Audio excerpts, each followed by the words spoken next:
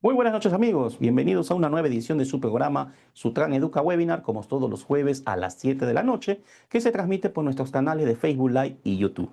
Mi nombre es Joan Morán y es un gusto estar frente a ustedes en la conducción del programa. Hoy hablaremos acerca sobre las condiciones técnicas exigibles a los vehículos destinados al transporte terrestre.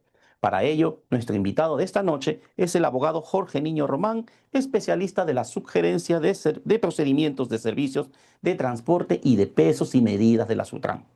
Nuestro invitado, quien ya se encuentra conectado en esta transmisión. ¿Qué tal, doctor Jorge? Muy buenas noches, bienvenido. ¿Qué tal, Johan? Muy buenas noches. Gracias por la invitación nuevamente. Bien, gracias a ti también, ¿no? Por habernos brindado este espacio para que puedas hablar sobre estas condiciones técnicas exigibles, ¿no? Pero antes de poder iniciar con tu presentación, te pediría, por favor, que puedas explicar una breve reseña de tu experiencia profesional. Sí, mi persona es abogado egresado de la Universidad Nacional Son Luis Gonzaga de Ica, una experiencia en transporte de casi ya 10 años como asistente legal, inspector de transporte en la Sutran, trabajado también en proyectos de hidrocarburos, ¿no? Y resolutor y supervisor del grupo de incumplimientos dentro de la subgerencia de procedimientos, ¿no? Es parte de mi experiencia laboral que tengo desde que egresé de la universidad. Muy bien, muchas gracias. Ahora sí, por favor, puedes dar inicio a tu ponencia. Gracias, Johan. Bueno, hoy vamos a tocar un tema muy importante que son las condiciones técnicas básicas y específicas exigibles a los vehículos destinados al transporte terrestre, ¿no? Que deben de cumplir los vehículos que brindan el servicio de transporte, respetando y manteniendo las condiciones bajo las cuales fueron habilitados, ¿no? Tenemos dentro de este programa el marco normativo, la definición de condiciones y requisitos técnicos y el anexo 3 del Reglamento Nacional de Vehículos, que son los requisitos técnicos vehiculares. Dentro del marco normativo tenemos la Ley General de Transporte y Tránsito Terrestre, el Reglamento Nacional de Administración de Transporte, ¿no? El Decreto Supremo 017-2009 MTC, el Reglamento Nacional de Vehículos, el Decreto Supremo 058-2003-MTC, y bueno, también la Ley de Creación de la Sutran. Dentro de las definiciones de condiciones y requisitos técnicos, ¿no? El Reglamento Nacional de Administración de Transporte, ¿no? Abreviaturas en RENAT. El título 2 condiciones técnicas, capítulo 1 vehículos, nos dice que los vehículos destinados al transporte terrestre deben de cumplir obligatoriamente con las condiciones técnicas básicas y condiciones técnicas específicas relacionados al tipo de servicio que van a ser empleados, ¿no? Estos vehículos destinados al servicio de transporte privado también deben de cumplir con las condiciones técnicas básicas y específicas cuando les sea aplicable según lo previsto en cada caso. Así también el cumplimiento de estas condiciones se acredita mediante una certificación técnica expedida por un centro de inspección técnico vehicular y por las acciones también de control que realice la autoridad competente. En el artículo 19, ¿no? Nos señala que las condiciones técnicas básicas exigibles a los vehículos destinados al transporte terrestre son encontrarse en buen estado de funcionamiento, cumplir con las características y condiciones técnicas establecidas en el RNB y cumplir con las disposiciones contenidas en el presente reglamento, ¿no? Desde el artículo 20 al artículo 24 ya nos habla de condiciones técnicas específicas mínimas exigibles destinadas a un tipo de servicio, ¿no? Por ejemplo, el artículo 20 nos hace referencia al transporte público de personas bajo la modalidad de transporte regular, el artículo 21 al transporte de mercancías, el artículo 23 al transporte especial de personas, ya sea turístico, ¿no? Puede ser el servicio de transporte de estudiantes, servicio de transporte de trabajadores, ¿no? Y el artículo 24 al transporte privado que se presta, ¿no? En las diferentes modalidades que puede haber. Después también tenemos el Reglamento Nacional de Vehículo, que en el título 3 nos dice los requisitos técnicos vehiculares, ¿no? Que todos los vehículos sujetos al ámbito de aplicación del reglamento que ingresen, se registren, transiten y operen en el Sistema Nacional de Transporte Terrestre deben de cumplir como mínimo con los requisitos técnicos y de seguridad establecidos en el presente reglamento. Los requisitos técnicos generales, ¿no? También nos señala de que los vehículos deben de tener una configuración original de fábrica para el tránsito por el lado derecho de la vía y contar con los elementos, características y dispositivos señalados, ¿no?, a continuación y, de ser el caso, conforme a las precisiones en el anexo 3, ¿no? En este anexo 3 es donde se encuentran estos requisitos técnicos generales y específicos. Como una primera condición técnica, ¿no?, básica, tenemos los dispositivos de alumbrado y señalización óptica, ¿no? Se debe verificar que el vehículo tenga un adecuado funcionamiento, luminosidad, estado y fijación de los dispositivos de alumbrado y señalización óptica, ¿no?, de acuerdo a lo dispuesto en el anexo 3 del Reglamento Nacional de Vehículos, ¿no? Dentro de estas luces, las principales son las luces delanteras, las posteriores, las perimétricas, ¿no? Dentro de las delanteras tenemos las luces altas, las luces bajas, ¿no? Dentro de las posteriores tenemos las luces de freno, las luces perimétricas, la luz de la placa, ¿no?, la luz de retroceso, las luces intermitentes, ¿no? Son de las luces principales que debe tener el vehículo. Asimismo, el Reglamento Nacional de Vehículos exige solamente estos colores, que son el blanco, el rojo, el amarillo y el ámbar o anaranjado, ¿no? En esta imagen, ¿no?, podemos advertir, de acuerdo a la categoría del vehículo, eh, cuáles son los dispositivos de alumbrado, ¿no?, los tipos de luz, la cantidad, el color, la ubicación, si es obligatorio o es opcional, y la potencia mínima que debe tener esta luz, ¿no? Por ejemplo, en los vehículos de categoría M y N, tenemos la luz de posición lateral, ¿no? Las luces que van a los lados.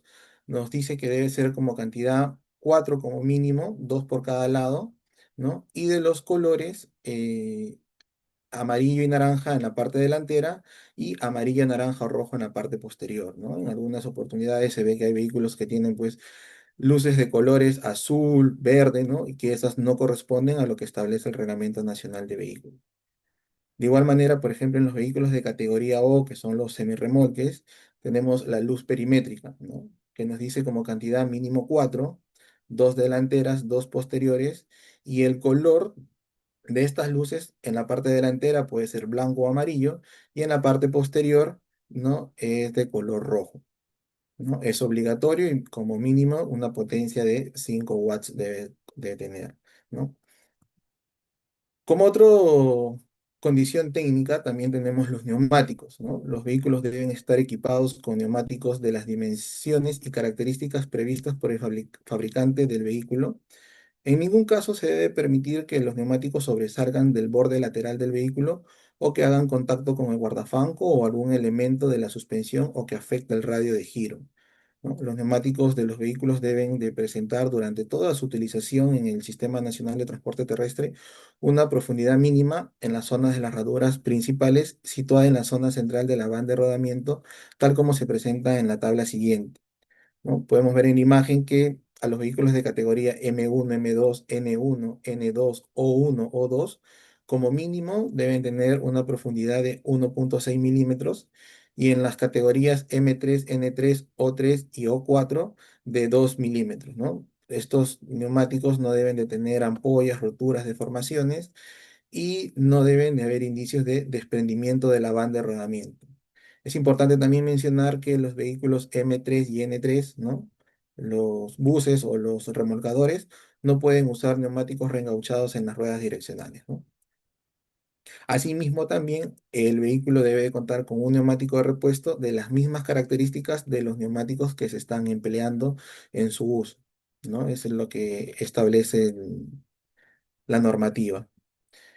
Respecto a los espejos, ¿no?, tenemos los retrovisores y el visor de punto ciego, que en el anexo 2 del Reglamento Nacional de Vehículos define al retrovisor como un dispositivo que permite al conductor la visibilidad clara hacia atrás o hacia los costados del vehículo, y pueden estar montados en la parte exterior o interior de la habitácula, ¿no? Asimismo, el visor de punto ciego es un espejo, una cámara o ventana que permite la visibilidad del punto ciego lateral derecho del conductor, ¿no? De acuerdo a la categoría, en el presente reglamento deben de contar con retrovisores y visores de acuerdo al siguiente cuadro, ¿no? Por ejemplo, el retrovisor interior es obligatorio para los vehículos de categoría M y N, ¿no? Los espejos retrovisor principal izquierdo, ¿no? Es obligatorio para todas las categorías. El retrovisor principal derecho es opcional en los vehículos de categoría L1 y L3, pero para todas las demás categorías sí es obligatorio. Y el visor de punto ciego es obligatorio en los vehículos de categoría M3, N2 y N3, ¿no? Pero este visor de punto ciego solamente es exigible para el lado lateral derecho del conductor, ¿no? En el caso del espejo retrovisor, por ejemplo, en los vehículos de categoría M3, N2, N3, como no es posible la visión, ¿no? De este espejo retrovisor, por ejemplo, en un bus, ¿no? No va a ser obligatorio, pero sí son obligatorios los dos espejos exteriores, tanto derecho e izquierdo. Después también tenemos las láminas retroreflectivas, que permiten identificar la presencia de otros vehículos y evitar colisiones en zonas de poca visibilidad, protegiendo la vida de los conductores y pasajeros, ¿no? La instalación de estas láminas debe de efectuarse cumpliendo con ciertas especificaciones. La principal de ellas es de que debe ser fijada de forma horizontal en los laterales del vehículo, en la parte posterior, alternando los colores rojo y blanco, ¿no? Como vemos en la imagen de abajo, estas láminas tienen una medida de 30 centímetros, 15 de color rojo y 15 de color blanco, ¿no? Las láminas deben de colocarse a no menos de 300 milímetros y no más de 1,60 m sobre la superficie de la carretera, ¿no? Debe estar a una altura donde se pueda visualizar, ¿no? correctamente el vehículo. Y en las partes laterales debe de cumplir como mínimo el 25% del largo total del vehículo, siempre que el diseño del vehículo lo permita. Iniciar en la parte más cerca posible al extremo delantero y terminar en lo más cerca posible al extremo posterior del vehículo, ¿no?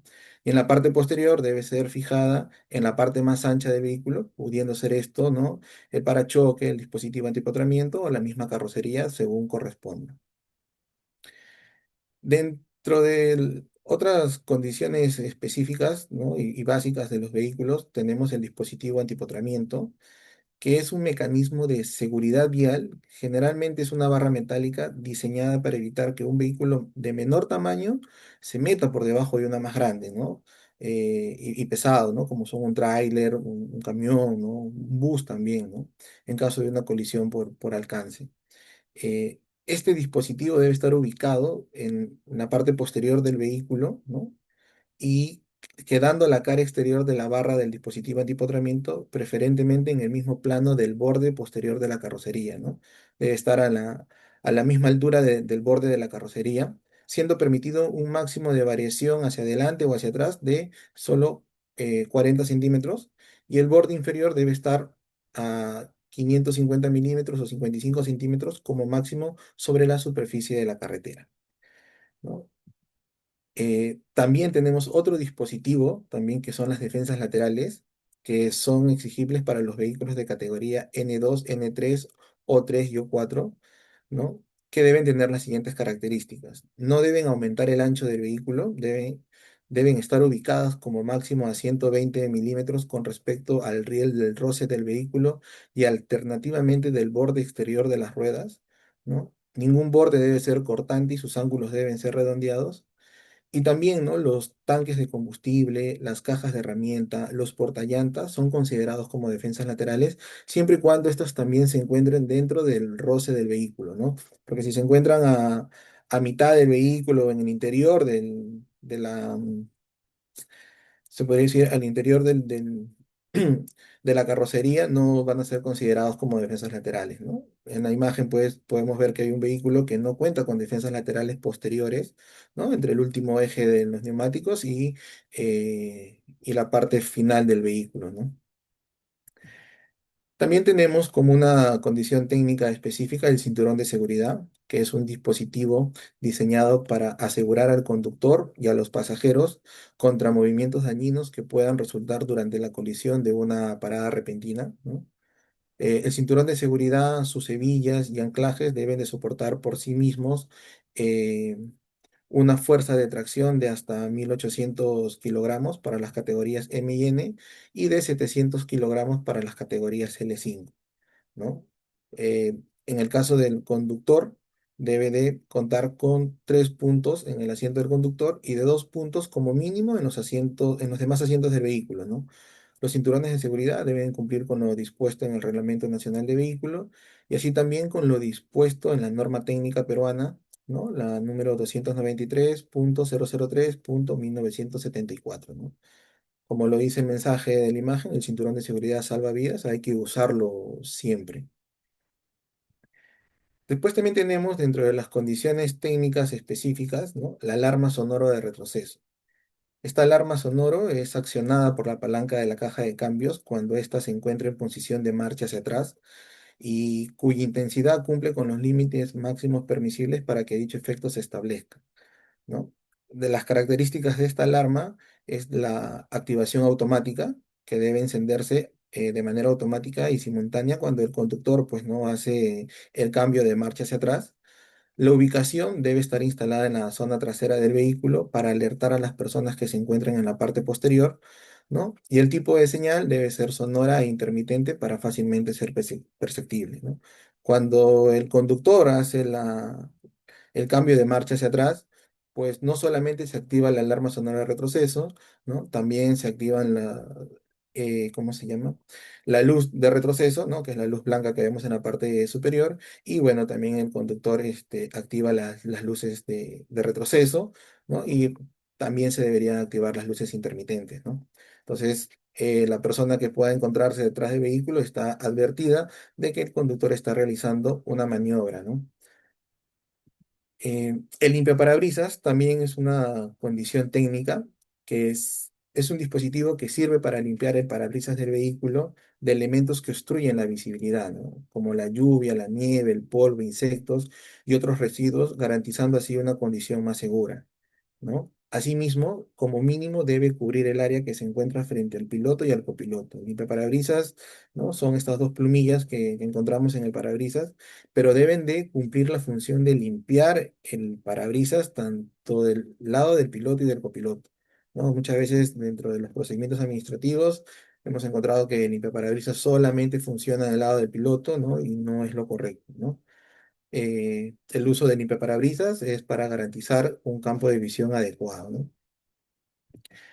Después también tenemos el dispositivo de velocidad, ¿no? El numeral 20.5 del artículo 20 del RENAT establece que todos los vehículos destinados a la prestación del servicio de transporte público regular de personas de ámbito nacional, regional y provincial deben de contar con un dispositivo eléctrico electrónico instalado en el salón del vehículo y a la vista de los usuarios que informe sobre la velocidad que marca el velocímetro. El velocímetro es el dispositivo que se encuentra en el tablero del conductor donde señala a qué velocidad está transitando el vehículo y esta misma velocidad se debe ver reflejado en el dispositivo de velocidad, ¿no?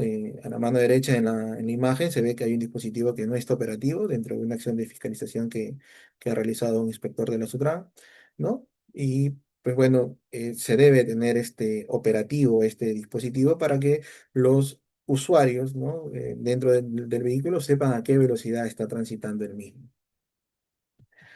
Después también tenemos el limitador de velocidad. Este es un dispositivo instalado en el vehículo que alerta cuando el vehículo excede la velocidad, ¿no? Máxima permitida por la norma de tránsito e impide que desarrolle una velocidad superior a la que señala el reglamento. La velocidad superior a la que hace referencia no implica de modo alguno una modificación al límite máximo permitido por la norma de tránsito, ¿no? La velocidad máxima sabemos que para los buses es hasta los 90 kilómetros por hora, ¿no? Entonces, una vez que el display de velocidad marca que el vehículo está sobrepasando los 90 kilómetros por hora, ¿no? Se comienza a emitir un sonido, ¿no? Dentro del salón de pasajeros del vehículo, ¿no? Que alerta de que se está haciendo un exceso de velocidad, ¿no? Para los vehículos que prestan el transporte de ámbito nacional, este dispositivo debe impedir que el vehículo pueda desarrollar una velocidad mayor a 110 kilómetros por hora, ¿no? La que será permisible solamente en situaciones que sea necesario, más no de manera constante. Deberá contar además con una alerta sonora en la cabina del conductor y en el salón de vehículo que se active cuando se exceda la velocidad máxima permitida por la norma de tránsito, ¿no? Es lo que les comentaba. Este limitador de velocidad deberá contar con mecanismos de seguridad para que terceras personas no puedan acceder a la modificación de sus parámetros de ajuste, ¿no? Dentro de los procedimientos también, acá en la sugerencia, en algunas oportunidades hemos visto que hay vehículos de transporte nacional regular de personas que han excedido los 110 kilómetros por hora, ¿no? Justamente por el siguiente punto que vamos a ver, el GPS, que también es muy importante, que nos alertó ello.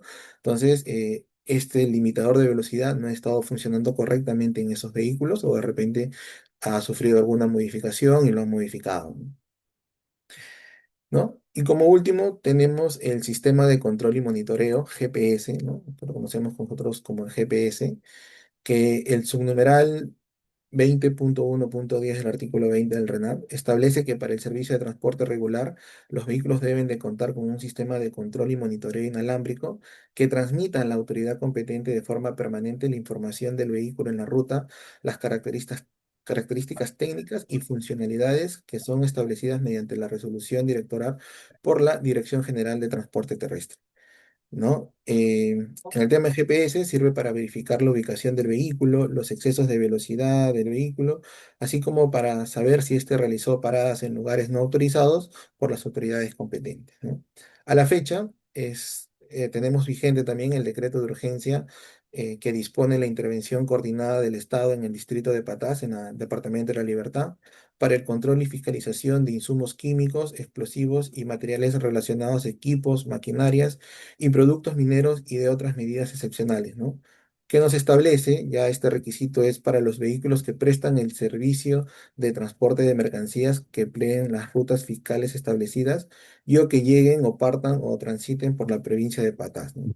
Deben de contar con el sistema de control y monitoreo inalámbrico operativo que transmita su información de forma permanente a la SUTRAN sin manipulación, adulteración o modificación alguna conforme a la normativa vigente sobre la materia, ¿no? En ese sentido, les he mencionado cuáles son las condiciones técnicas básicas y específicas, ¿no? Más resaltantes que se encuentran dentro del RNB y dentro del Reglamento Nacional de Administración de Transporte. Muchas gracias.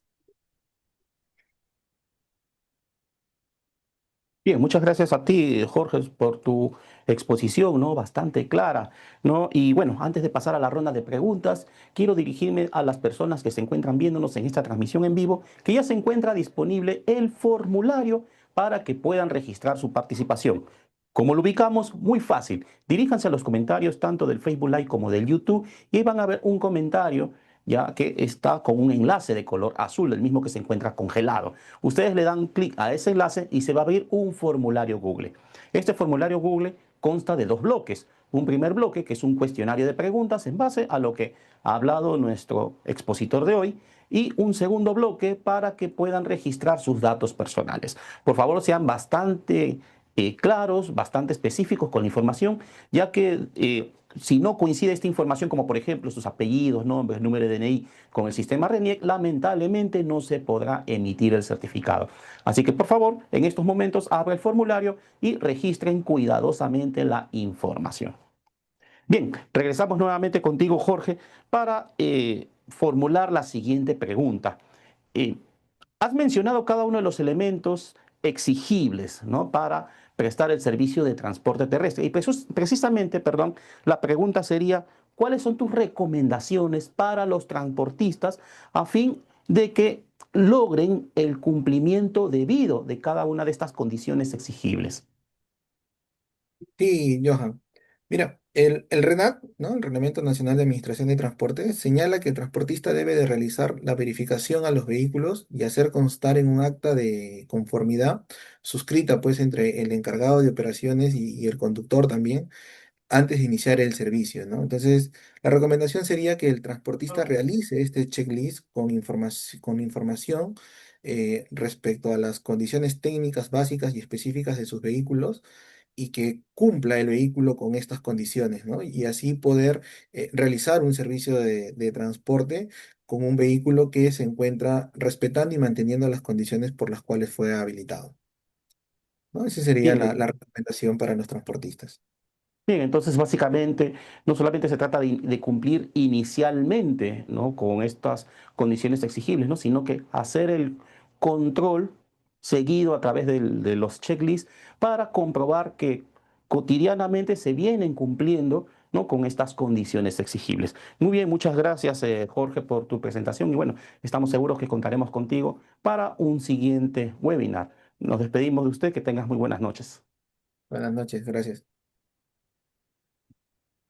Bien, estimados amigos, estuvo con nosotros el abogado Jorge Niño Román, especialista de la Subgerencia de Procedimientos de Servicios de Transporte y de Pesos y Medidas de la Sutran, quien nos habló acerca sobre condiciones técnicas exigibles a los vehículos destinados al transporte terrestre. Para que puedan conocer los temas de capacitación de la semana, los invitamos a que nos sigan en nuestras diversas redes sociales como @sutranperú. Recuerde que los días domingos en la noche se publica el multipost con los diferentes temas de capacitación de la semana, tanto de este webinar como del resto de nuestros programas de capacitación. Me despido compartiendo con ustedes un video informativo sobre protocolos de atención ante casos de acoso sexual en el servicio de transporte terrestre. Que tengan muy buenas noches.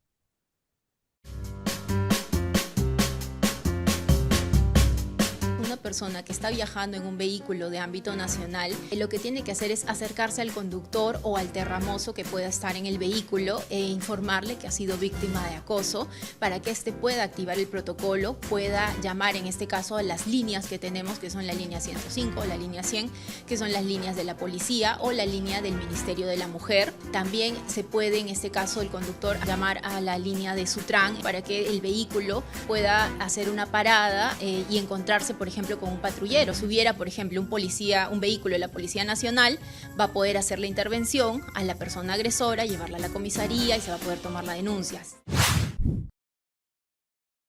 Gobierno del Perú.